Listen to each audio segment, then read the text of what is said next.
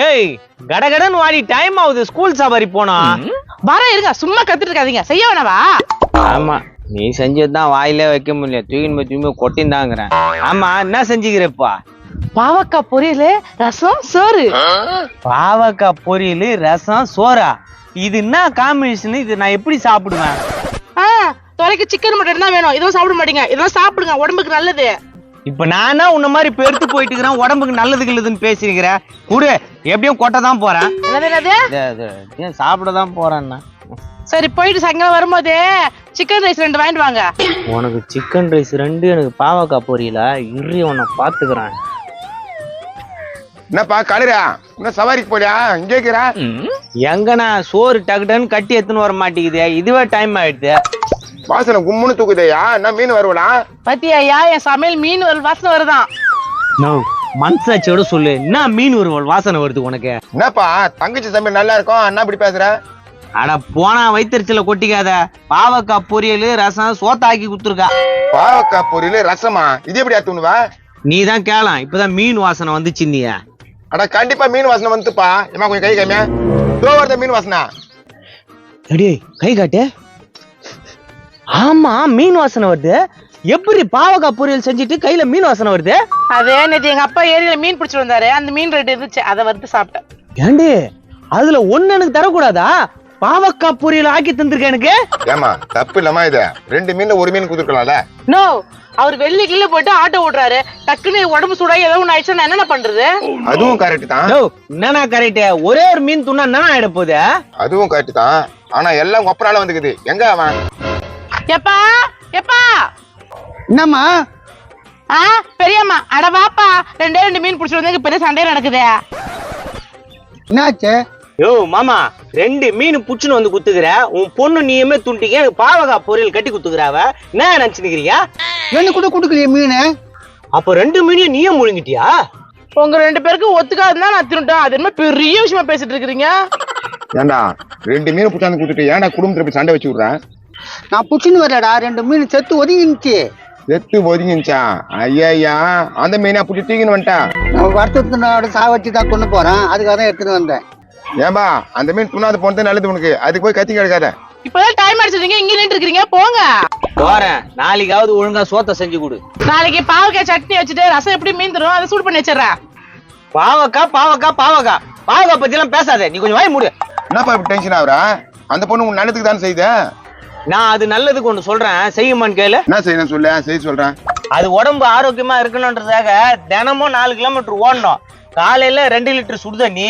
மதியம் 2 லிட்டர் சுடுதண்ணி night 2 litre சுடுதண்ணி குடிக்கணும் சோத்த வாயிலே வைக்க கூடாது அது செய்யுமான்னு கேளுங்க இது மாதிரி நான் இருந்தா என்ன போட்டு தள்ளிட்டு நீ வேற எவ்வளவு கிளம்பிக்கலாம்னு பாக்குறியா அது நடக்காது மாப்பிள்ள இதெல்லாம் நடக்கிற காரியமா மாப்பிள்ள யோ நீ பேசாதியா எந்த நேரத்துல உன் பொண்ணை தாலி கட்டணும்னு தெரியல என் குடும்பம் விளங்காம போயிடுச்சு 2 மாசத்துல எங்க அப்பா அம்மாவை பிரிச்சு என்ன தனி கொடுத்தவன் கூட்டு வந்துட்டேன் இவரால அந்த மனசுல வச்சுக்கிட்டு நீ குடும்பம் எடுத்துட்டு இருக்கீங்களா இருக்காதா பின்ன எவ்வளவு வேதனை என் மனசுக்குள்ள வச்சிருக்கேன் தெரியுமா சொல்லல நான் மச்சான் ரோட்ல இருந்து கத்தி நீரா தங்கச்சி தான் சொல்லுது தங்கச்சி இவன் ஒரு உதவாதவன் இவன்லாம் எனக்கு மச்சானா நான் அப்படி பேசுறான் நான் என்ன பண்ணிட்டேன் இது வரைக்கும் என்னடா பண்ண எனக்கு எதனா வேலை வெட்டிக்கு போயிருக்காடா நேரா போய் ஊர் கதைய பேசுற ஊர் சண்டை இழுத்து நீங்க வர தங்கச்சி அண்ணன் உங்க வீட்டுல இருக்க மாட்டோமா அண்ணா என்னண்ணா இப்படி பேசுற மனசு கஷ்டமா இருக்குதுண்ணா நீ அழாதம்மா எதுனாலும் அண்ணனோட ஆசீர்வாதம் எங்குமே இருக்குமா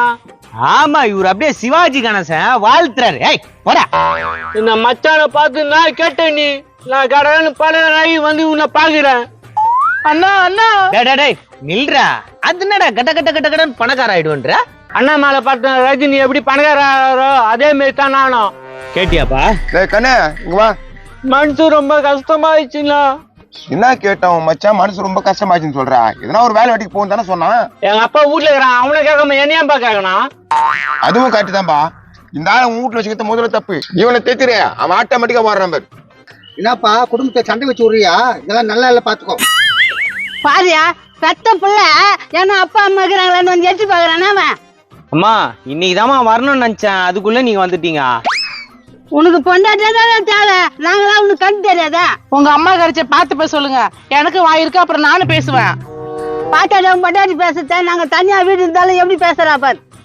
எல்லாம் உங்களால தான். அந்த ஆள் நேரத்துக்கு பணக்காரனா இருப்பான், உங்களுக்கு வடிச்சுக்கிட்டே இப்ப ஆட்டோ ஓட்டிட்டு இருக்கிறான். ஏய் அவங்களுக்கு எங்கடி நான் வடிச்சு கொட்டினேன், உனக்கு தாண்டி வடிச்சு கொட்டிட்டு இருக்கேன். ஓ போட்டு சொல்லிக்கிட்டு இருக்கிறீங்களா?